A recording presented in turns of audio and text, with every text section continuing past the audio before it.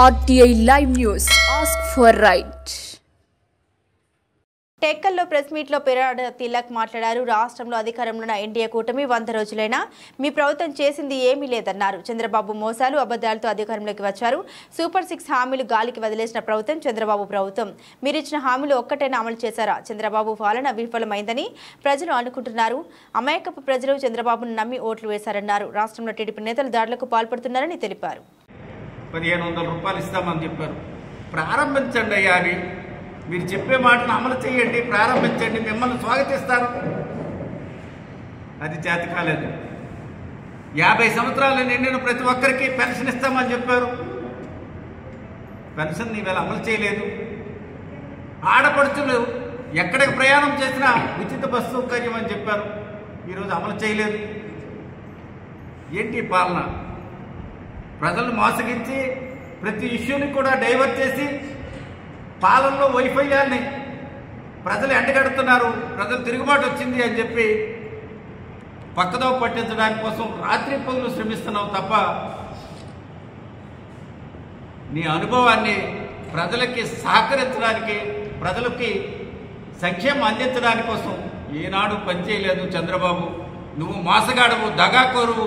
నిన్ను నమ్మలేక కొన్ని రాజకీయ పార్టీ నాయకుల్ని, మీ భాగస్వామి పార్టీల్ని నమ్మి నెట్టేట మునిగిపోయారు ఇవాళ ప్రజలు, ఆంధ్రప్రదేశ్ ప్రజలని చెప్పి ఈ సందర్భంగా మనం చేస్తున్నాను. మరి ఇప్పుడు చెప్పు,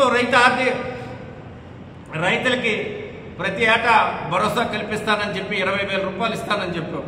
అది గాలి వదిలిస్తావు. 3 సిలిండర్లు అని చెప్పావు. అది గాలి వదిలిస్తావు. మరి మీరు ఇస్తామని చెప్పిన నిరుద్యోగ వృత్తి అని చెప్పావు. ఇంటికి ఒక ఉద్యోగం అని చెప్పావు గడిచిన కాలంలో. అప్పుడు మోసగించావు. ఈరోజు ప్రతి ఒక్కరికి ఉద్యోగ కల్పన చేస్తాను, 20 లక్షల ఉద్యోగాలు ఇస్తానని చెప్పావు. ఇవ్వలేకపోతే నిరుద్యోగ వృత్తి 3,000 రూపాయలు ఇస్తానని చెప్పావు. 100 రోజుల టైం నీకు సరిపోలేదా?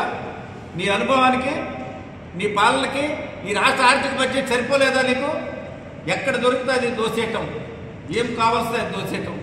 ఒక ప్రాంతంలో, ఒక పట్టణంలో ఒక తుఫాను వస్తే ఆ తుఫాన్ని పక్కదోవ పట్టించడానికి బోట్లు అని చెప్పి కొద్ది రోజులు దుష్ప్రచారం చేశాం.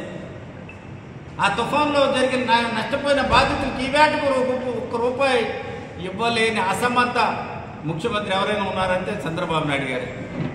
మరి ఇంతకంటే మోసాలు ఇంకేం కావాలా? మరి ఎందుకు ఆ ప్రాంతంలో దానికోసం రాష్ట్రమంతా పారిశ్రామికవేత్తలకు, వ్యాపారస్తులకు, ఉద్యోగస్తుల దగ్గర భారీ స్థాయిలో డబ్బులు కలెక్షన్ చేసే కార్యక్రమాన్ని ఒక ముఖ్యమంత్రి స్థాయిలో నువ్వే మీటింగ్ పెట్టి శాసనసభ్యులకి మీ ప్రాంతాల్లో ఉన్న వాళ్ళ దగ్గర డబ్బులు కలెక్షన్ చేసి డబ్బులు పంపించండి అని చెప్పి నువ్వు చెప్తున్నావంటే నీ పాలన చూసి, నిన్ను చూసి అసహించుకుంటున్నారు ప్రజలు. అది ఒక్కసారి నీ భాగస్వామి పార్టీలకి ఇవాళ అడుగుతున్నాం. చంద్రబాబు నాయుడుని మీరు ప్రజలు అమాయకంగా నమ్మి మోసపోయారు. మీరు నిలదీయండి, మీరు మాట్లాడండి. ఆయన పాలన, ఆయన అనుభవాన్ని, ఆయన చెప్పే మోసాలని మీరు నిలదీయండి. ప్రజల పక్షాన్ని ఈవేటికైనా మీరు ముందుకు రండి అని చెప్పి వాళ్ళ భాగస్వామి పార్టీలు మేము ఈరోజు అడుగుతూ ఉన్నాం. ఇలాంటివి అనేకమైంది. వాలంటీర్ వ్యవస్థ అని చెప్పాం. వాలంటీర్ వ్యవస్థ నేను వస్తే జగన్మోహన్ రెడ్డి 5,000 రూపాయలు మాత్రం ఇస్తున్నారు జగనన్న. నేను వస్తే 10,000 రూపాయలు ఇస్తానని చెప్పావు. చదువుకున్న నిరుద్యోగులు, గ్రామాన ఆ వీధిలో ఉన్నవాళ్ళు ఒక కార్యక్రమం జరిగి